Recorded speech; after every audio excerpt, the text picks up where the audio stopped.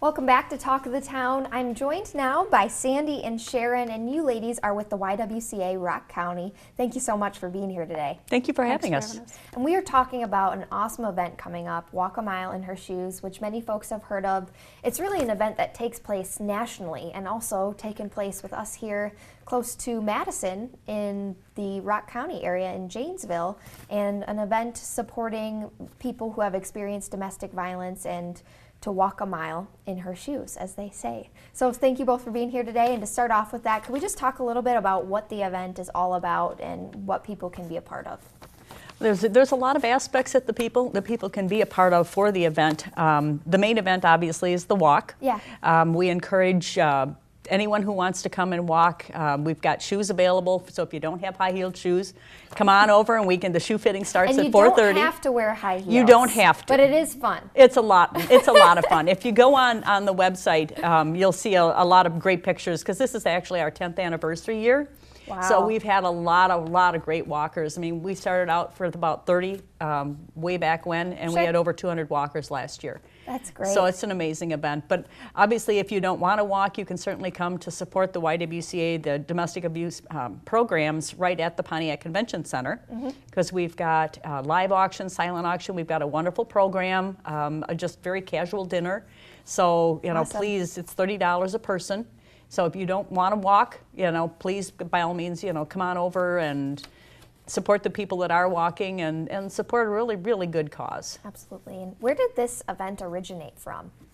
The Janesville event actually originated, oh my gosh, there was just a handful of gentlemen who decided to make a statement, and they started walking down Milton Avenue, and it got a lot of attention, and then it eventually grew into what is now our largest fundraiser. Wow. And it's not just gentlemen that walk, and, Right. and it's not a mile. Don't be scared by that. It's really not a mile that they walk. It's more symbolic. And Sure. it's walkers, everybody from little kids and strollers to whoever wants to walk. Awesome. Now, what's the purpose of fundraising too for this organization? Well, the main reason, obviously, is to support the domestic abuse programs through the YWCA. We've got a domestic shelter, which last year there was over 21,000 nights spent between 80 women and 87 children in the shelter, and so obviously that's very, very important. It also helps the ladies to kind of get their feet underneath them again. There's a transitions program, so once they leave the shelter, there's actually a transitions program at the Jefferson Flats. Okay. So they can stay nights there. It helps them. There are programs to help them interview, get back into the job market and rebuild their life. I mean, there's a lot of tragedy and a lot of things that happen that you have to get over and be able to pick yourself up. But it's amazing what these ladies do. Absolutely. And I kind of want to touch on that too, because I think domestic violence, people have assumptions about what they think it is, or stereotypes of people who they think who are affected by domestic violence. And I kind of just want to touch on for people, what does it mean, so they can have an accurate understanding. I think sometimes people see it on TV and think that it's somebody who's continually being abused and that it's very physical. And it can be that the person is not abused on an ongoing basis. It could be a one-time thing. It could be sporadic. It affects all levels, socioeconomics. Right. A lot of times people just don't know what's going on, and that was kind of the situation with my experience with domestic violence. My sister ultimately lost her life in a situation with domestic violence, and honestly my family had no clue what was going on, even though they lived in the same town. Oh my gosh.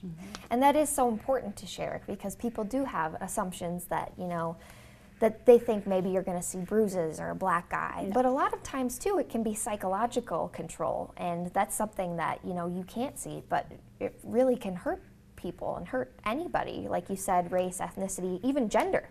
Men can be affected by it too. Oh, certainly. Primarily women. I think is it 1 in 4 women are affected by domestic violence? Yeah, it's a high statistic. Yeah, way too high. And I know you kind of touched on this too, but what does the Rock County Alternatives to Violence Shelter, what population does that serve, and what's the purpose of the Transition for Women program as well?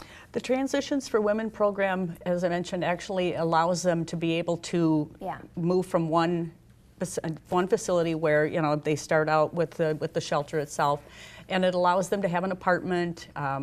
We've got alternatives as far as for rides, for being able to help them get back into the job market and eventually be able to get out into their own apartment and with their own life again. So wonderful. Sandi and Sharon, thank you so much for being here today. I appreciate it. Thank you. And be sure to check out the Walk a Mile in Her Shoes coming up here in August. And Talk of the Town will be back with more right after this.